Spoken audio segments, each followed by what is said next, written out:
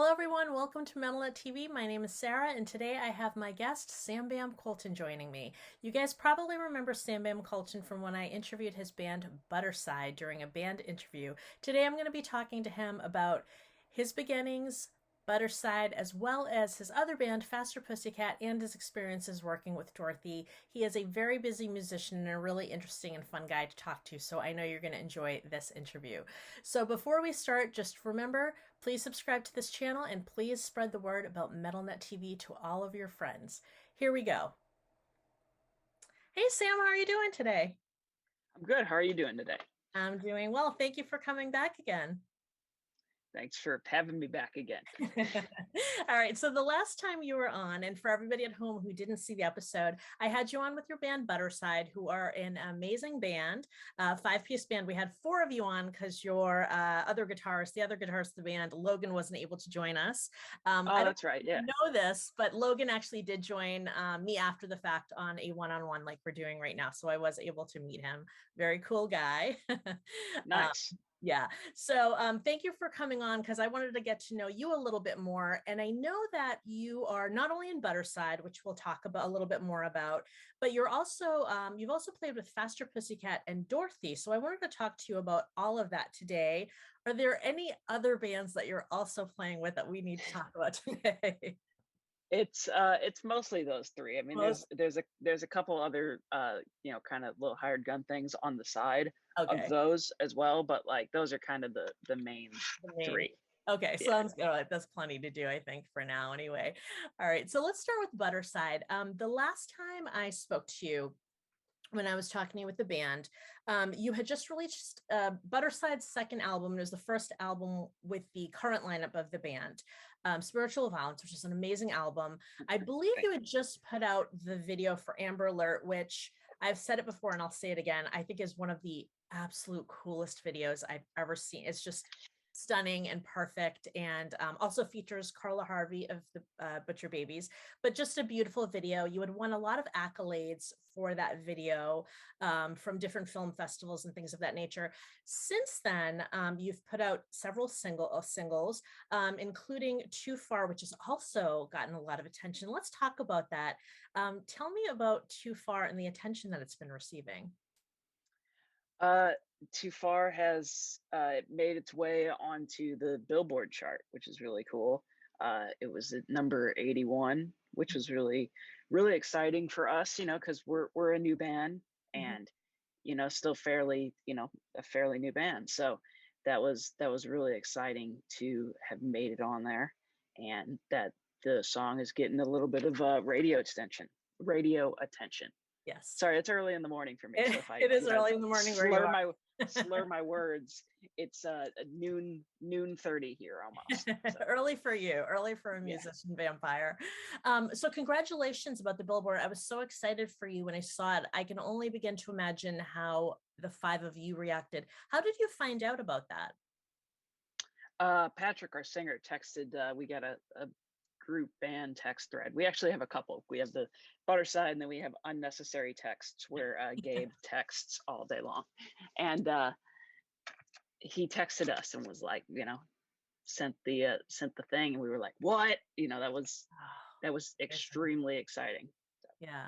Well, it's a really powerful song. And again, I encourage everybody to go check out Too Far, the video, the song, all of it. It's a really powerful message. It's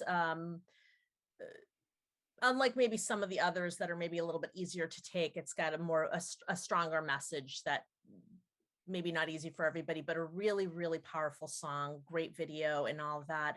Do you think that was part of the reason why that was maybe the first one? And I say the first one because I think this will be the first of many to hit the Billboard charts for you guys. But do you think that may have been part of the reason that that one got attention for you first? It could be. Yeah, it certainly could be. Um, I don't know. It's a little bit, maybe out of the ones we've put out so far, it's maybe one of the heaviest ones. Maybe not only, subject wise, but musically. So I don't really know. I'm not sure what made that happen, but we're all just excited that it did. That's amazing. I was really excited for you. So it's again, first of many. So congratulations to you guys. Thank Um, you. and then while we're on the topic, there is going to be, by the time this airs, It might already be out, but on February 11th, Never Worth It is your next single. So I know you guys tend to want to keep things as a surprise. So I'm guessing that you probably aren't going to talk too much about it. But again, by the time this comes out, it will probably already be out anyway. But Never Worth It is the next single coming out. We are time traveling currently, Your time uh, traveling. traveling through time and space. Yeah, Never Worth It is the next single that I guess by the time this is out there, the song will be out there, and hopefully people dig it. And but for right now, yeah, I'll say that it's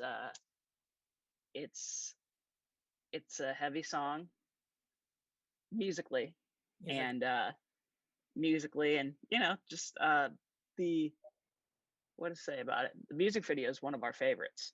Is it? Okay. Yeah, out of the ones we've done so far, it's like it's pretty what can I say? It's pretty simple because it's just kind of focused on the band, Mhm. but it's one of our favorites that we've done so far. All right, that's good to hear. I mean, you've truly had such beautiful videos. One thing I did want to ask you is, um, in terms of the band, I mean, I think this band started off as a band with completely different people, and now Budderside is the five of you. So my next question really had to do with the band sort of meshing over time and evolving and musically and, with the videos and all of that.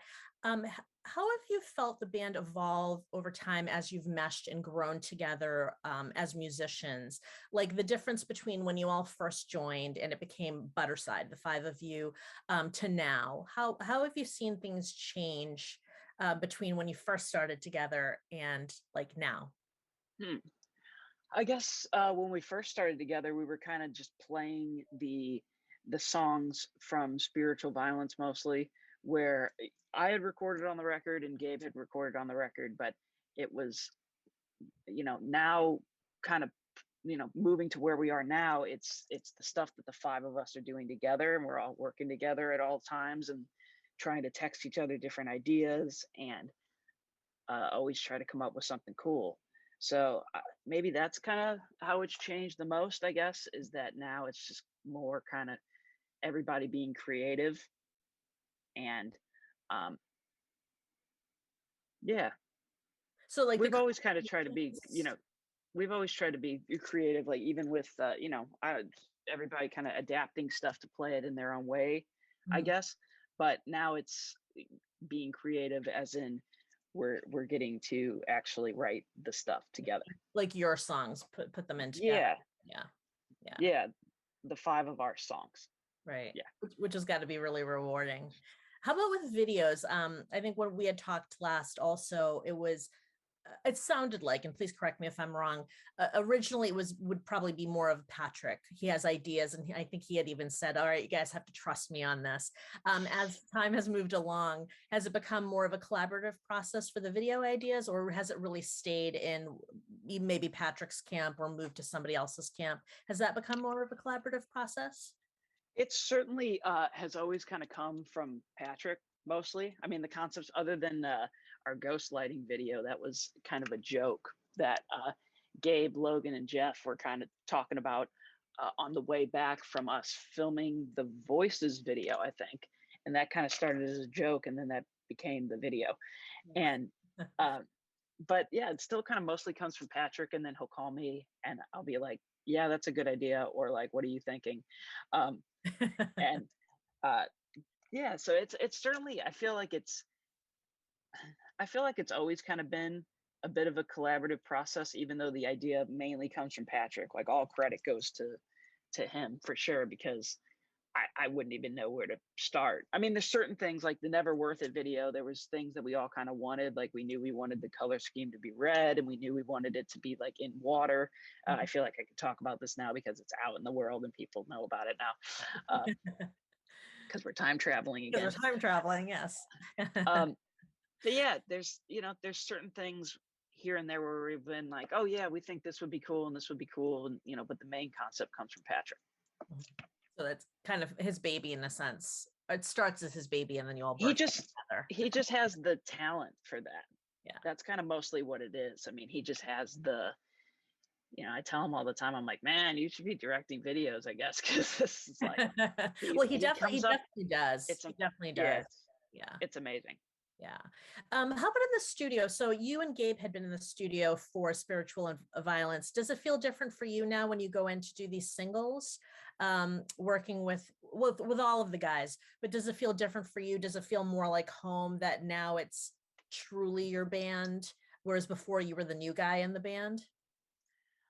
Um, Not really as far as that. I mean, it was always kind of like a comfortable thing. I mean, every studio situation is different with every band. So everything kind of gets, at least from my perspective, approach it differently for everybody. Um, Now there's certainly,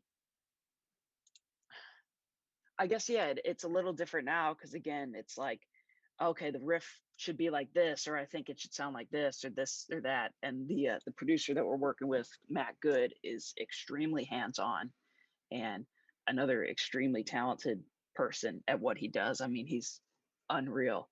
Um, and it's just so creative that it's just, I guess that's kind of what's different. And the process of recording Mhm. is certainly something that's different. Because we'll kind of start, I'll start playing guitar and we'll start demoing Mhm. the song and kind of see if it's working and kind of start doing the idea, and they'll program drums and stuff, and then we'll start doing it if it's working. So we'll start recording it for real. We'll record the guitars, the bass, the vocals, and then the drums actually go last, because, which in a normal situation, drums would usually come first because it's like the foundation. But uh, we do the drums last because we're kind of in the process of writing the song. So the song can still change all the way up until doing drums. Interesting. And are So you doing, yeah, it's oh, sorry. Are you doing this with a limited amount of time in the studio, or are you recording it in like a home studio type of situation? no, we are doing we'll go out to Arizona, which is where our producer works out of. That's where his studio is. And yeah, we'll have like a time limit of like, I guess we're there like 6 days or something like that. So we have 6 days to knock out 4 songs. Okay, so you're still doing like I think when we last spoke, you were talking about 4 songs at a time back then as Yeah. well.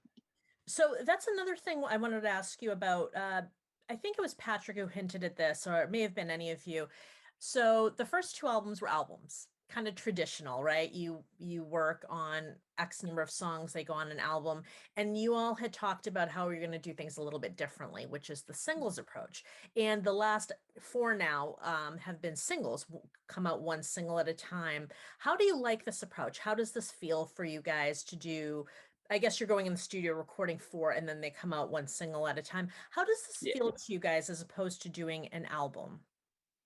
It's interesting because I like it because we get to put out a single and then it gets to have a life for 6 weeks. I think we're kind of on the 6 week ish plan, and it gets to, have a life for 6 weeks, and people get to kind of, have it for that time. And, we put out a video, we'll put out a lyric video sometimes. And as opposed to putting out a couple singles and then a whole album, all of these songs that we do eventually are going to be put together on a record. Okay. So So you are uh, still going to give us an album at some point. they are going to be all together in one collection at some point. Okay. Okay. But the single thing, I really like it. It's different, and it's, like I said, it's interesting for the song to get to be out there and kind of have a life as opposed to just putting out a record. The band, the people who know the band will hear it, maybe some other people will hear it, and then it's just kind of over and done with. So now it's like each song kind of really gets attention for a Mhm. little while, I guess. Mhm. So I was thinking about this approach. Now I'm older, so I grew up with albums, and I'm Right. definitely not opposed to the idea of singles, right? But there is something about getting a whole album with 10 songs, 12 songs, 14, 16, however many songs you get. And so there's a part of me that kind of feels a sadness that, there might not be a whole album to consume at once. So I was thinking about this when you guys had mentioned it last, and when I was thinking about this in getting ready to talk to you. And I sort of wondered for you as a musician going in, doing the four records at a time, preparing and choosing four songs, does this take the pressure off of you of you're choosing four songs and therefore you can choose your best four songs. They don't have to sound, they don't have to thematically be the same. They don't have to sound sonically the same. They don't have to. Does this take pressure off of you? Because you could just choose four songs that sound like Budderside? Or does this make it almost, does it almost put more pressure on you? Like, oh God, we could do any four songs we want, and now there's nothing to reel us in. Like, does this make it easier for you, or does this almost give you no restraints to work against? Hmm. I think there's still the challenge of it because we want to make sure we're picking songs that are cool uh, to begin with, and then we bring them to Matt, and they kind of become. He just, he'll open it up, and just completely transform it into something else. Or if it's already kind of cool, it'll be like, okay, let's just start laying that down. Um, I don't know. I think it's kind of a good thing because we're able to just focus on four songs at a time, Mhm. not focus on like 12 songs at a time. So we're really kind of able to dedicate the time to making the four songs as cool as possible.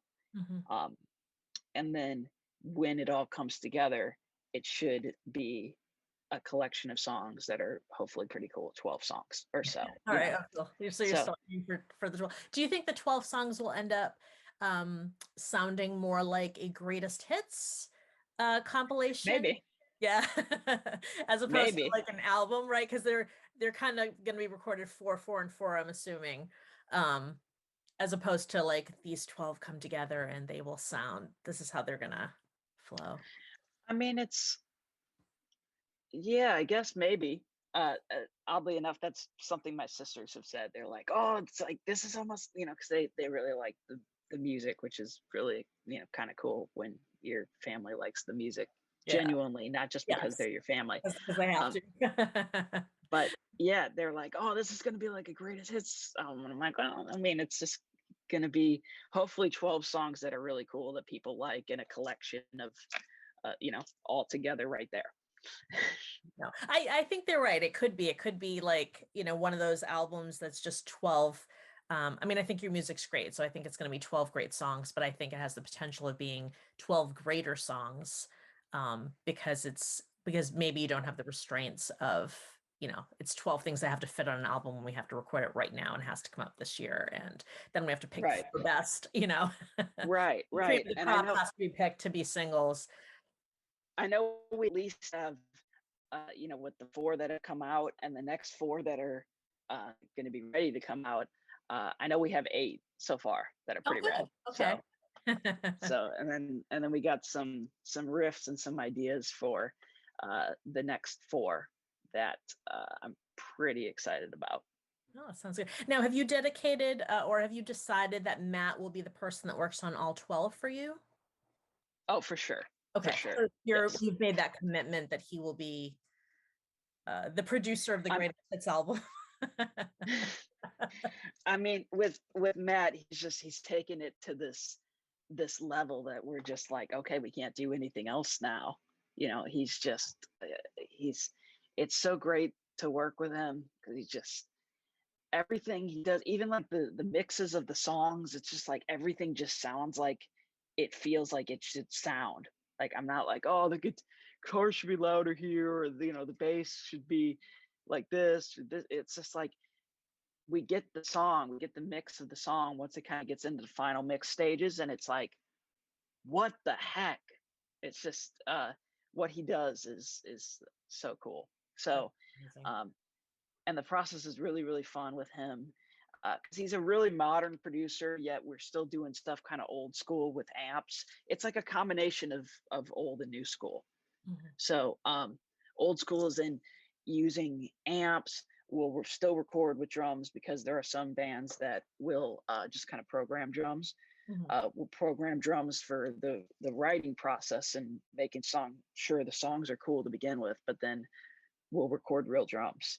Okay. And yeah, it's really fun to do. So I don't see us going anywhere else. That's amazing. That's amazing to hear. I love when people are excited about the process, you know what I mean? It's extremely exciting, and the way he kind of just works with everybody and just kind of has ideas. I mean, I'll never forget when we went to him for the first time in December of, I guess that's 2020, whatever. Yeah, December 2020. And the first song we brought to him was Voices. We started with that one. And he took the song, drew it out in piano on his computer. So, he's, doing this stuff like it's a video game, like he's playing World of Warcraft or something. And he just draws it out in piano and then he draws the vocal melody over that. And he's like, okay, yeah, that's cool. That's going to work. Oh, the chorus is kind of weird. We need to change it. So we modulated the chords of the chorus and then the vocal melody sat over it and all the lyrics worked. And it was just, we basically left that day with the song almost kind of recorded ish. And it was like, so that's something I don't think the five of us will ever forget. Okay, so you were kind of sold at that point. You're like, this is Yeah, something, yeah. yeah, really. I have a video on my phone of us like watching him draw out the song in piano, and I think that's when we were sold. We were like, "What's going on here?" It was really cool. That's amazing. So you and Gabe talked about how you're not driven musically, you're not driven by wanting to sound intricate. You're more of a riff. You want really good, cool sounding riffs. But I wondered, you as a guitar player, how do you feel about, just as on a personal level, not Budderside, but just on a personal level, how do you feel about like intricate playing and doing that? Is that something that interests you like outside of Budderside? Is that something that you would ever want to do on, let's say, another project, a solo project, or like with another musician? Personally, not really. I mean, if we're talking about just the kind of I don't know, the real kind of like guitar player-y Mm. thing. Like I've always been more driven to riffs. Okay. So that's kind of what's always excited me from, even when I first started playing guitar. I've always just liked songs, even from a little kid. Yeah. I've always just kind of been drawn to songs, not really so much like a instrumental guitar player thing Mhm. or a thing with a million notes. Um, that's just never has been something that's really interested me. Mhm. So I like it when there's certain spots where something really epic happens, like John Sykes's solo on "Still of the Night" or something, where there's a really fast run or something like that. That really excites me. But a whole thing that's kind of just like a shred fest doesn't really make me excited personally. So I just you're really drawn to like it has to be about the song. Yeah, and like vocals and melodies and a cool riff. That's just always what has excited me. So we don't have to worry about you leaving Budderside to start your own solo project where you're just gonna like um do that Yeah, sort of thing and just like s- leave us hanging or just yeah, play over and under the I mean, guitar I actually thing. love that sort of stuff, but no, but I was just interested in knowing that because it's one thing to be in a band where that's not part of the mix, but I was curious about that. So speaking of which, what are your influences? What are your influences as a musician? And then what are your influences, let's say, as a guitarist? And maybe they're one and the same, but I'm wondering if they're one and the same or if they're different. What are they? Whereas I do totally have a massive respect. I do want to say I do have a massive respect for that type of, that type of thing. Uh, the real crazy musician thing. Uh, but yeah, I certainly I guess as a musician, kind of band wise, I Mhm. guess Alice in Chains has always been the ultimate band to me. A band called Monster Magnet has always been a huge influence. Uh, kind of bands like nowadays it's bands like Asking Alexandria and Bring Me the Horizon, and um, always kind of dug stuff like Shine Down or Seether, that kind of stuff. Uh, kind of all over the place. And then it goes back to like, Sabbath and Dio and Judas Priest. Hmm. That's that kind of stuff. Extremely influential in many different ways.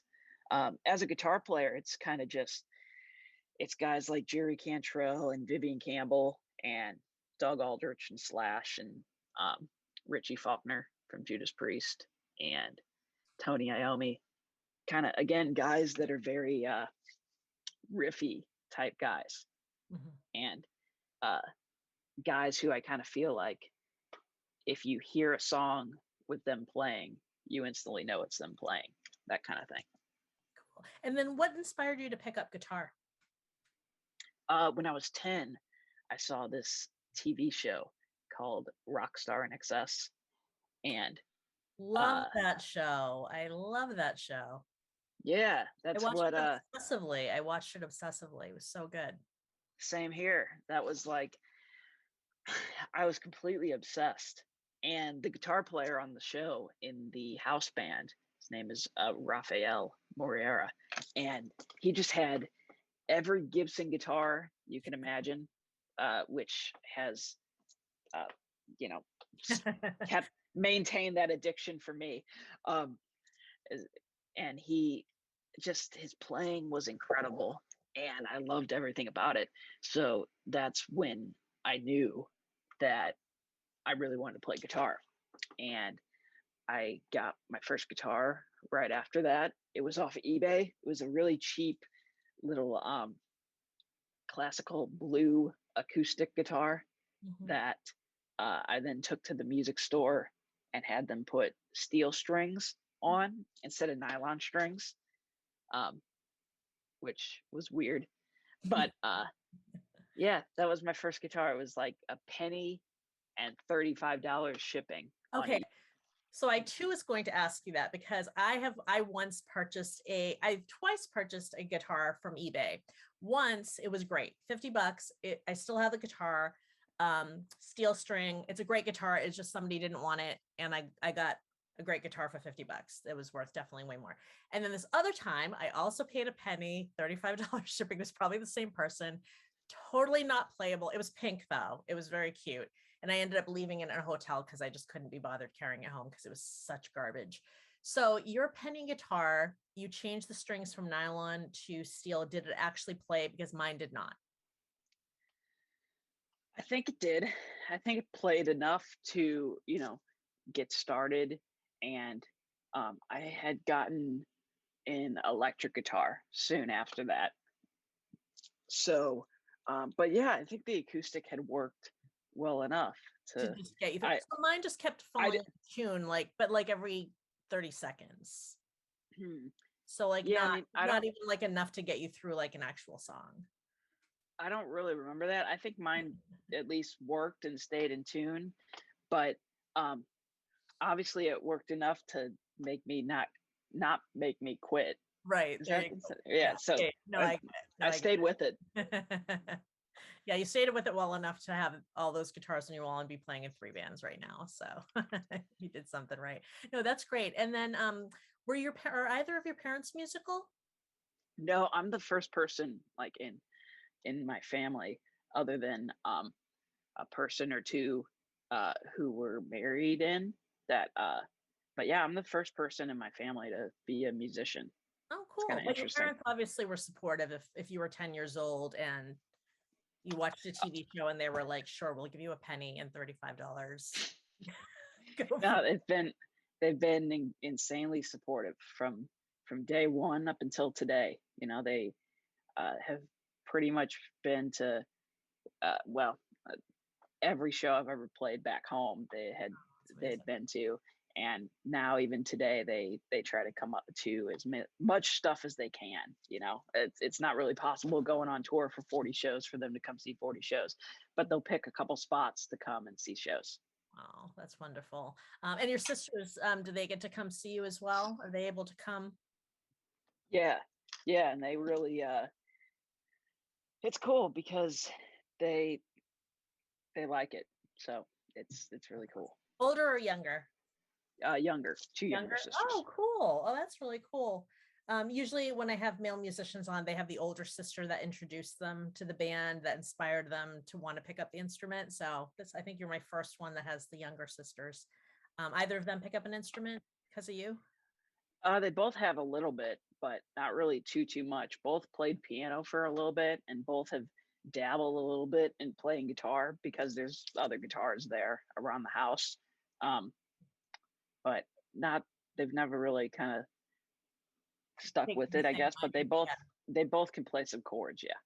Cool, very cool. So we talked a little bit about songwriting. We talked a lot about songwriting last time, but one question I had for you is Patrick had mentioned that he has like hundreds of files from you specifically where you just send him stuff. Um, is this something that you just do like when you get inspired, that you just kind of put together some riffs, throw them on a file, and then send them out to one of your bandmates? What's that process for you? Is it, do you get a lot of ideas quickly and throw them down? Or because I think you talked about being more of an inspired player. You don't you're not necessarily somebody that wants to like jot down like from 10 a.m. to 10:45 Yeah. on Tuesdays. You wait for the inspiration to come. But what's that like, and how is it that you're able to come up with so many ideas that you could send out to your bandmates? I've just kind of amassed this stuff over time, I guess, but I will just kind of sit here if I'm feeling inspired and just sit here and write riffs and try to find something that I think sounds cool and different, or just something that uh makes me excited, I guess. And then I'll put it down and kind of come up with some other parts around it. And if it's cool, I'll kind of send it to the guys and see if they think it's cool. Um, but yeah, I just kind of, get inspired by something and sometimes just sit and work for hours. Or sometimes I'll have just like one idea that like I kind of have in my head that I need to sit down and then grab a guitar and try to, you know, make it come out of the guitar. And um, it's all kind of different. Or sometimes I hear something like I remember the first time uh, I really kind of listened to Logan was showing me some Bring Me the Horizon songs, and I never really kind of listened to the band much, but I was like, just like something like that. It was just like, oh my gosh, it's just the riffs were so inspiring that I came up here and sat here for hours until I had a couple ideas that I thought were kind of cool, and then one of those actually is Never Worth It. But Mm. um, yeah, that's kind of what that process is like. Just kind of getting excited, or just trying to sit here and riff on different guitars and see what comes out. Yeah. Um, are you that person that's just so dedicated to your guitar or playing music that that's really all you do? Again, to reference the conversation we had before, the guys had mentioned and sort of teased you that you don't drive, and maybe you do by now, but you don't drive, you've never smoked a cigarette, you still don't. You don't drive, you haven't smoked a cigarette, you've never had a beer, all you do is play guitar. Are you just that person that's just very dedicated to your craft, and do you intentionally not so much the driving, but do you intentionally like not smoke, not drink in that because you're really like passionate about what you do and want to kind of stay on a certain path? Like, I want to talk a little bit about that. Is that like an intentional choice, having to do with your music, or is that just kind of a separate thing having nothing to do with that? Yeah, no, I think it all kind of ties in together. Not driving is by design too. Um, because Is it really like you just don't want to get stuck driving the van around with the band, or do you really eventually intend to pick up the car? Because living in LA without a car has got to be a bitch. it's not as hard as you think, honestly. It also really kind of helps that with two of the bands that I'm in, pretty much everybody lives right around me. I mean, we live Walking like, distance. yeah, well, like even walking distance or like 5 minutes away driving. So um, it's really not as hard as you think. The driving thing is mostly because I've never felt comfortable doing that kind of thing. I've never felt, uh, you know, yeah, really, I've never felt comfortable, especially in LA where everybody drives like a jerk. Um, I it's agree. really, yeah, it's, I've driven a little bit at home, back home in St. Louis in the neighborhood when I've been home and, people aren't really out. Um, and I could see myself doing it there maybe, but here it's just like, God, my anxiety's through the roof. Just, And so did a timeout because I did you like leave home and go to college where it just kind of timed out where you're like, I'm in college, I don't really need to drive because I'm like at school or in the dorms or whatever. And then it just kind of like snowballed to like now I'm busy in bands or whatever. And then you're just like, I don't really want to anyway. So and then the price of having a car and then yeah, yeah, yeah, yeah. yeah. Yeah, I mean pretty much, yeah, when I moved to LA, I moved to where I currently live still. So I've been in the same place since I moved here, which was walking distance to the school and pretty much walking distance to grocery store, walking distance to anywhere I really kind of need to go other than um rehearsals, which I'll ride with just whoever. Um and Yeah, so that was just kind of a thing. And then to go back to your no the smoking and drinking thing, I've just never had the interest in doing that. I started playing bars when I was 12, uh, like 2 years after I started playing guitar, and I just kind of I knew really quickly. I was like, that's not for me. My parents also don't drink or smoke, Mhm. so it's not like that was something that was. I can't really say that's not something I was around because I was around it, but being around it helped solidify me being, yeah, I'm not really interested in that. I've just always been really focused on music and on guitar, and that's not been something that I know for a lot of people that's something that goes hand in hand, the Yeah. the party aspect stuff, but that's something for me that's never gone Yeah. together You know, together. So it's funny, I mentioned this to you before.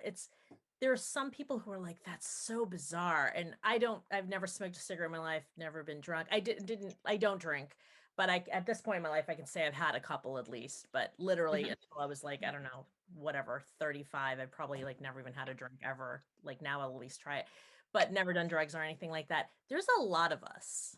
There's like Yeah, a lot of people who are like that. But to somebody who doesn't know that, like it's like, oh my God, really? That's so weird. Like, how do you have fun or whatever? So it is really bizarre to people, especially if they think that, like, if they know you're a metalhead or a rock fan or in a rock band or whatever. So to some people, it's really strange. But I just appreciated learning that about you because I was like, there's two of us, but there's really like a million of us like out there. That's just like yeah. not that appealing to everybody. I don't think it's too rare of a thing It's anymore, yeah. really. But yeah, it's you know, You notice more it's often than not when you meet people, it's that I used to do that and I don't do it anymore. yeah, yeah, there's Opposed to that a like lot too. as opposed to like it just never had an interest. That's true. That's true. So somebody who hasn't really done it before, I guess that's something that's kind of rare. Whereas, you know, people have been there, done that, now they're sober and stuff. Yeah. Yeah, I don't yeah, just never have wanted to. So Yeah. I've just kind of stuck Same with that. here. I hear you. Never I've miss made it have no I've made it regrets made it 26 years so far, so I don't really, so far. I mean, something could snap and change one day, but I don't anticipate that. I'm a lot older than you and haven't felt compelled so far. So anyway, I thought that was an interesting Awesome. fun fact. But the drinking, the driving thing to me is more intriguing because you're not a New Yorker, and the only people I know that don't drive are New Yorkers. But I it's all mean, good. just You know what? At this drive. point, if you're on a tour bus or flying around and you could get people to drive you to rehearsal, then more power to you. I like Oasis a lot, and I like both of the. I'm a fan of both of the brothers and their solo music, but Noel Gallagher Mhm. uh, does not have a driver's license. Oh He's yeah, never driven. So I was like, I was watching this interview with him, and he said that he's like, and they're like, the people interviewing him, it's like, well, you bought a lot of cars, right? He's like, yeah, I have bought a lot of cars, but like, he doesn't drive. really? Oh, that's Yeah, so funny. so that was something that was really interesting to me. So I'm like, cool, you can't go your whole life without it. Yeah, man. That's funny. I do have a friend in LA who has gone decades mostly without having a car in LA. And he says it's actually a lot easier than you think, like taking the bus and stuff like that. Yeah, it's not as hard as you would think. Yeah, I hear you. All right, so now we move on to Faster Pussycat and Dorothy. So how is it that you find yourself in, or so Faster Pussycat, are you a touring member of Faster Pussycat? I think Or I'm a member. or you're a member? Okay, you're a member. I'm a So if member. you're a member of Faster Pussycat, how is it that you become a member of Faster Pussycat? How did you meet the guys, and when did you become a member of the band? It was in 2019, like April or April or May, and uh, very good friends with Ace Vaughn Johnson, who was the guitar player before me in the band. He's like the older brother I never had, and he had texted me and asked if I wanted to go out and sub for him for the summer tour that Pussycat had planned because he also plays for the band LA Guns. So there were conflicting dates where he wasn't able to juggle. And I was like, yeah, sure, of course. And I just went into the gig just there to sub. I was not planning to stay or anything. I just went to sub, and they basically wanted me to stay. They didn't want me to leave. Oh, cool. And everything ended up working out because it's not really Ace wouldn't have been able to juggle the two bands, and uh, there would have been future conflicts, and so everything worked out there. So Oh, I've been with the band. nice. In June, it'll be 3 years. All right. You need to tell them to fix their Wikipedia page, by the way, because it has you like as a touring member and not in the band currently as a touring member. So you tell them to fix that. Well, they I probably don't think have no any. control over that, but Yeah, I don't think anybody would even know where to start to fix it. really, that's really funny. No, And but I that's and really I'm cool. yeah. That's really cool. So you're a member of Faster Pussycat, and then Dorothy, is that a newer thing for you?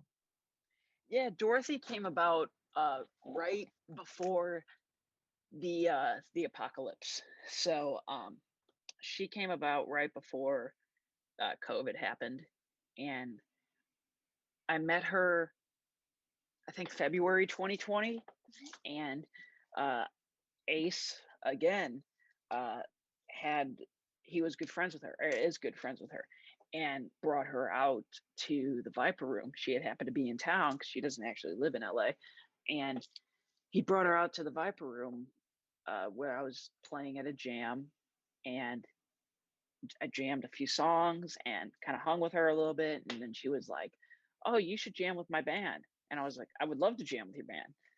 Um, and then we kind of kept in touch on Instagram. We had talked there, and then the plague happened, Mm. and everything kind of shut down, and but we still kept in contact. She had sent me some of her new demos to try playing solos on. It's kind of an interesting thing with Pussycat and with Dorothy. I didn't really audition. I think my audition for Pussycat was Ace sending Tammy a couple pictures and maybe a video of me playing a solo somewhere. And then Dorothy, my audition, I guess, was her seeing me play at the Viper Room. And then she sent me a few songs and I did some solos on the demos. And then she asked me to go to New York with her to record what became like the first recording sessions for her new record, which is coming out. Uh, and that's kind of how it started. And all that happened before I even played a show. I just played my first show with her back in August last year. Oh wow. Finally. So Finally, yeah, after like a year and a half. yeah, yeah. Oh, that's really cool. So are you an official member of her band, or are you because you've been in a video, at least one video, right? With Yeah, I think with her, it's like it, it, it's a tour member kind of hired gun okay. thing. But But you're all over the place because you're in videos, you tour, you've I'm on a recorded few with songs. her. Yeah, Yeah. I'm on a few songs on her record, and she had the band in her latest video, Rest in Peace. Hmm. And then we're hitting the road in March. Wow. Uh, So how are you able to juggle all of, like, let's say the tour dates? I know that you guys had talked about how sometimes the bigger bands get the dates for, because of COVID. The bigger bands are going to get the dates first, and then I guess like the dates kind of just fall to everybody later. Is that going to work to your advantage now, when shows have already started, but they also are getting canceled here and there? Is that going to kind of work to your advantage of being able to tour with Dorothy, Faster Pussycat, and Budderside? Like, is it all just going to kind of fall to your favor because different bands are going to get different kinds of dates? so far it has. Yeah. So far luck has very much come into play. I know it won't last forever. Mhm. Um, so I will cross that bridge when that comes. Yeah. But so far everything's working out good. The Butterside guys are very understanding of me doing other jobs because I don't. This is what I do for a living. You know, I'm not. I'm not. I didn't move to LA to compromise and kind of get another job. Yeah. I moved here to play guitar and make this my living. So, um, there's different. I very much want to do it with the Butterside capacity and get that to a thing where it's, a profitable thing for everybody. Because that's the ultimate goal. Is to be able to be creative and touring, playing the music you wrote, while also making a living at that. Um, but I'm extremely grateful for both Dorothy and Pussycat because they're both really fun gigs. They're both really different from each other, and um, luckily so far everything's lined up. I've got a tour lined up with Dorothy. Uh, March into March starts like March 21st, goes till May 20th. Mhm. We have a festival called Bottle Rock in between, which is like May 27th, where we're playing with Metallica, which Mhm. is pretty exciting. Nice. And then um, in between that tour, I'm home for like 8 days, and then Pussycat has a tour that Okay. starts. So, uh, luckily, so far, the schedules are lining up. Okay. So it's So working that's out for how I you. do it. Is That's how I do it so far is luck. It's rock God smiling on you, basically. Just, All right. but So you luckily, it's working. you sort of answered part of my next question, which is future goals. And I'm talking long term over the next 50 years. So you're a musician. This is what you do. Right now, you're playing in three bands. One, which is your own, where you write original music with your bandmates. You put out albums, singles, touring soon, hopefully, knock on wood. You get to play with these other bands in that. But long-term goals, what are your hopes aside from what you just mentioned? What are some other things that you want to be able to do as a musician? Are there anything? I'm just going to throw some stuff out there just so you have an idea of what I'm asking. Like, are you the kind of person that hopes to do like a rock opera or solo albums? Or, I mean, you already told me like the instrumental thing isn't necessarily a thing. Jazz fusion concept albums, like what is there in your future, long term, that you see yourself doing over the next 50 years? I don't know. Um, Really, I'm happy with what I'm doing. So that's kind of just what I see myself doing. Really is like I said, hopefully something like Butterside or something like that can become something that's a uh, sustainable living as a band, and being able to write and record and tour and play the songs that you make. That's kind of the ultimate goal. And the I don't know. I've never really thought about like the rock opera thing, or maybe there's something at some point that could be turned into that kind of thing. But it's really, this is kind of what I'm doing, has just always kind of been my focus, Mhm. uh, even since I was a kid, just gigging all the time. That's Mhm. just always kind of been my focus, because that's kind of the place I'm most comfortable, is playing guitar on stage in front of people. Um, That's kind of the one time in life that I'm actually comfortable. So I think that's kind of the goal still. Keep doing what you're doing. I think so. I like it. I like it. Okay, so But I'm open to whatever. okay, but so I'm open to we stuff. could see you doing all kinds of things in the future. Would you had mentioned Rockstar in Excess. Is that something that would be interesting to you? Is if somebody would call you up and said we're going to do a show like a Rockstar in Excess and we want you to be the guitarist in the house band? Oh, that would be so cool. Yeah. Yeah, I would All love right. that. All right, I would cool. love that. So maybe that'll be something you do in the next 50 years. All right, so I love to ask people to give advice on what they would do, but I wonder if you'd be even comfortable giving that. So I'm going to ask it in this way. You're still a very young musician, but you're in three really cool bands. So you're clearly doing something right, and there's going to be a ton of people watching this who are thinking, "Wow, that guy's so cool. He's doing exactly what I want to be doing, and he's doing it three times over." So, what are some of the things that you do that you think are probably working in your favor, that maybe somebody else might want to replicate?